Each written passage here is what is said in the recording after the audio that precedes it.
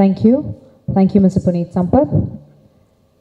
And now's the time has come where I would like to call upon Mr. Rajiv Sampat, Chairman of the Samsung Group, to please step forward and share a few words with us.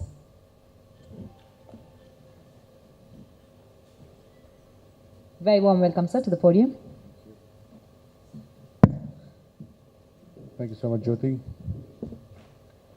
My dear dealer partners, my brothers and my fellow members of the board, Puneet and Hamir, my colleagues and associates of Samsung Lighting, a very, very warm welcome to you this evening.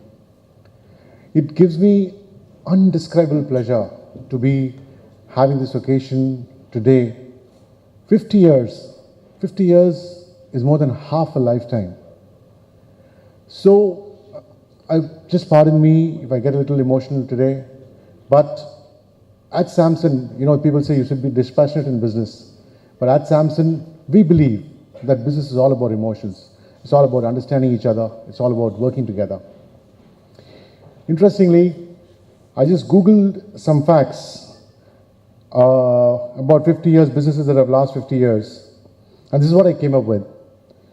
Approximately 70 lakh businesses started in 1968. 7 million businesses started in 1968 all over the world. About 20% made it to their 5th year.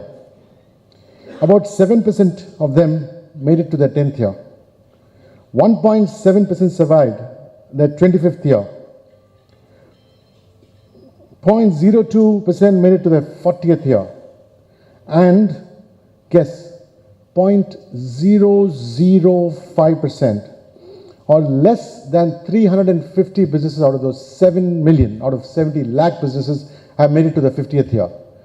I think all this is because of you, and I think to yourself, I would like to give an ovation for being with us today for 350 businesses. Thank you. And this is only because of you.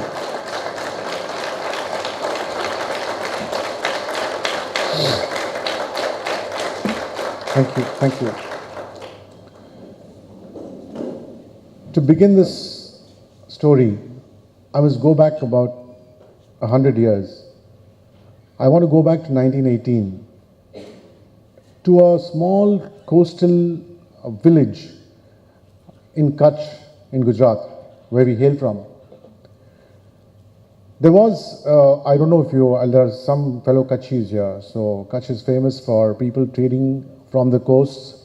For 300, 400 years, my forefathers have been doing it, taking across merchandise, coir, coconut, spices from India and trading across the coast of Africa, across the Middle East, doing pretty well.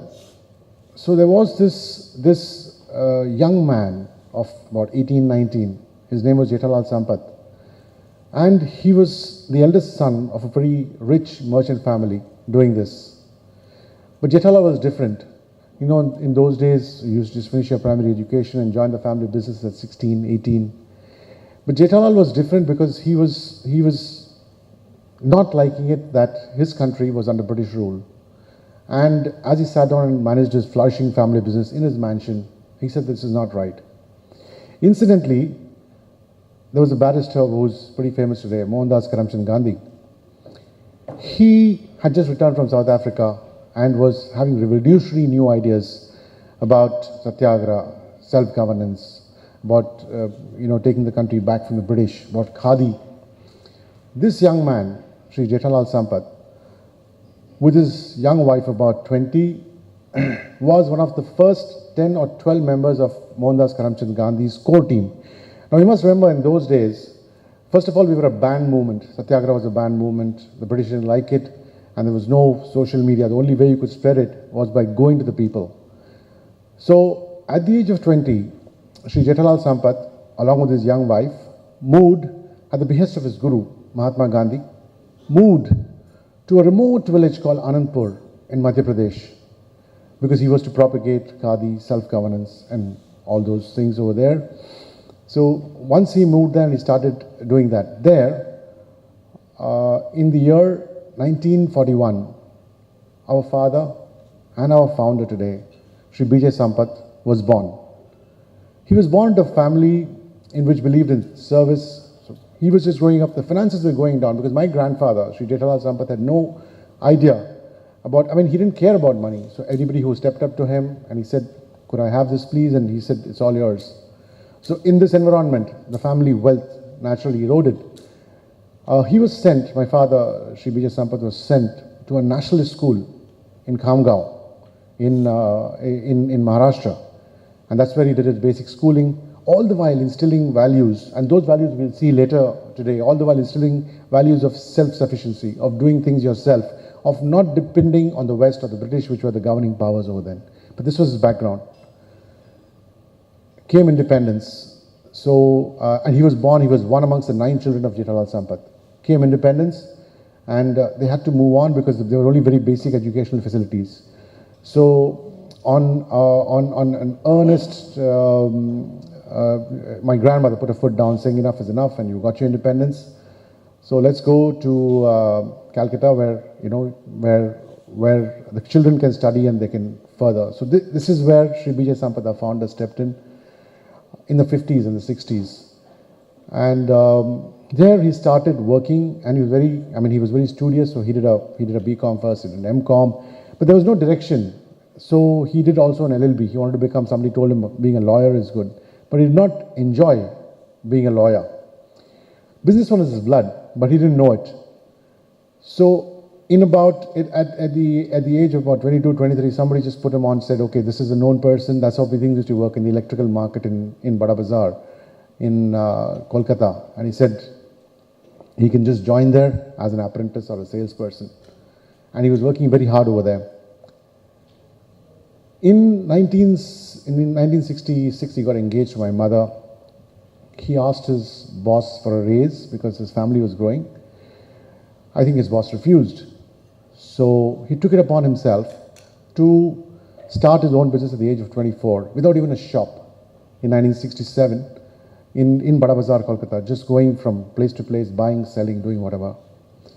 And 68, that is when he started, as Amish shared with you, a small, on the 4th floor of a building, a trading concern in Calcutta. He called his brother who was working elsewhere, said, why don't you join us? Why don't you join in and we'll start a business. I won't call it a company then, but I would say let's start a business together and let's see how it goes. So these two brothers, my dad and my uncle, in those days would manufacture incandescent lamps, serial sets. Calcutta was the manufacturing hub of lighting products in those days, basic lighting products. And they would set out with 2 bags of samples all along the south, a tour cycle of almost about 40 days, carrying 2 bags of sample plus their clothes, going across the south, selling their merchandise. In those days, transportation, and they couldn't afford expensive transportation. They used to go by bus, train, unreserved, whatever have you. In Kerala, by boats were the only means of communication, new place, new language. They're not comfortable with the food, but they work so hard. Their strategy was very simple. They say, go to each town, go to the hardest working dealers over there, go to him, offer him your product at a good price, offer a quality product at a good price, support him. And he was so dear. That is the kind of fundamental Samson has towards dealers. He was so close to this. They wouldn't allow him to stay anywhere. They would ask him to stay at his home. And they would trade with Sampat Electricals, the firm at that point of time. So most of his business was in the south. So in the year, incidentally, 68 was the year I was born. 71, when Puneet was born, was when we opened at a small store in Chennai. And he started. One thing about Dad was, and what we have, that is the biggest asset. To be honest, we have not inherited a lot of money from Dad, but his reputation was rock solid. Once we went by saying that we were his sons. In those days, it was purely trading. So I said, from anywhere, when we started, we were going to Delhi, Mumbai, appliances, wires, cables, what have you. We just wanted to grow. So if you're his son, sure, we'll supply you, we'll support you. And the same thing when we went to sell our products. Whoever, the dealers we approached, new people, said, okay, Mr. Bijay Sampat's son, Shilpa Electricals, of course. Fine, we'll give you at least one order. We'll give you one opportunity to supply to us. That is the biggest inheritance that we have got.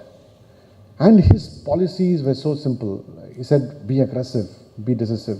As long as you're in the business, take a risk, move forward, it doesn't matter.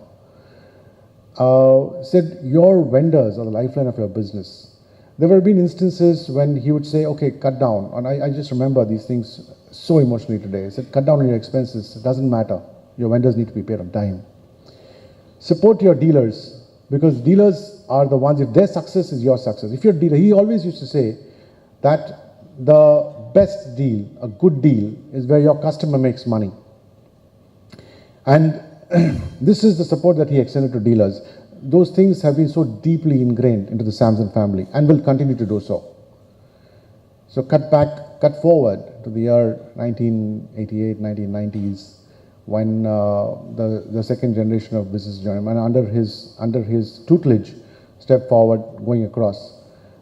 And then there was another thing. It was again flashback. He used to tell us that this is how life has come around. There was an era of liberalization in the 1990s and around the 1995 period, when suddenly there were a few companies, a few multinational companies who had a monopoly, and how they used to work around it. I'm not going to go into that. There's a lot of networking with government and all that. But he says that if those companies can do it, why can't we do it? So a proposal came. The CFL market is just expanding. We're actually dealers or distributors for a few leading brands of CFLs. So he said, let's check out and let's see if we can do this. And at that point of time, we engaged a good lawyer, and we searched three or four names, and incidentally, and this name is so close to us, Sampat and Sons, Samson, the name came across as what the best thing for her. It is now a registered trademark, but at the time it was just a trademark. So that name came across. We took the risk, and we started we started importing, branding in our own name, the CFLs. And with the liberalization, again, so many things. There are people who are much more experienced. They have richer experience, who've been older in the market than me. But suddenly, this morning, Rajan and I were talking that, how it was, very few people could deal in lighting, or very few people knew about lighting. And all this influx of products from all over the world started coming in. And we were perfectly poised. When I say we, it's not only we, it's all of us here. All of us were perfectly poised to take this huge wave and take opportunity, grab this opportunity and move forward. So I think it's been a great journey for the last 20, 30 years that we have been with you. Now 50 years have not been without challenges. All the 50 years, wouldn't you agree, have not been bumper. There have been so many things, there was anti-dumping, there was, governments changing overnight, and all 50 years have not been great years. But then, this is where I would like to thank each and every one of you, again, from the bottom of my heart, for supporting us through these 50 years. There have been people. Where is Suresh Ji of Lakshmi Electricals? Thank you, Suresh. Suresh's dad has been, our client, our dealer right from 1968, when Dad used to travel from Calcutta. Raj and Mr. Light has been, when your dad and uncle were handling the businesses. And even so many years, we saw some old photographs. People have been with us. Mukesh Bhai has been there from us from the time we started. So all these are such moving stories. And today, I have the privilege, the honor of, at this point of time, being responsible with my brothers. And I would like to make a pledge here today in front of you. We will not rest on our laurels. We are a 50-year-old company. We take a lot of pride in saying that. But at heart, in our minds, we will always be a startup. We will always be nimble. We will always be supportive. We will come to you like how we are coming still for our first order. That is what we are. At any point of time when you feel that this is not happening, please step forward and correct us. You have the right to. And I mean, like I say, there are ups and downs. This is also for me, I'm very bullish on the India story right now. I think it's a great new, there is a little bit of tumult, there's a little bit of churning, if you call it, temporarily. But I think India will emerge even richer, stronger, and there'll be more opportunities. And I would love it if you stay in this journey for us for the next 40, 50 years. I wouldn't be doing justice if I I would like to salute my colleagues, my juniors, my salespeople. Again, I would like to share with you, this is also something that we take pride in. There have been people with us who've been with us for 25, 30 years. Yesterday we had a lunch at our office, and we just for fun said, let's find out, there's Varmaji who's been there for so many years, but he's not the oldest. So there's a lady who's still with us. My mother was there for the lunch. It was such an emotional, moving story. So I just asked her name is Vasanthi Amma. So I just asked her, Vasanthi Amma, do you remember when you came? So she said, I don't remember the exact year, but I do remember that when I came and I joined Shilpa Electricals when Dad was heading it, she remembered that Hamid wasn't born. I'm giving his age away, but he's 41. She has been there for 44, 45 years. I would like to, she's not here with us today, but I would love to. She also remembered she had a very touching moment with my mother when they were recounting the days. So when she said she remembered the store, the shop in Veerappan Street was pretty small. We were growing, Dad was growing. There was no place for him to, accommodate. At the time it was mainly serial sets. So this lady has been is in our defectives or replacement and serial sets in those days, nothing was thrown away. They used to just repair it and repack it and sell it. So she remembers that she used to come home. I was about 7 or 8, and Puneet was about 3 or 4, and my mom would supervise these ladies, give them refreshments, and see that the job goes under review. These are all seasonal items. So the supply was met. So with these things, I just want to tell you again that this could not have been possible without each and every one of you. And I tell this to you from the bottom of my heart. An old African saying comes to mind. In Africa, they say, if you want to walk fast, walk alone. But if you want to walk far, you walk together. From all of us in the Samson family to you, our extended family, I want to thank you all for walking with us for the last 50 years. Thank you. Thank you. Thank you.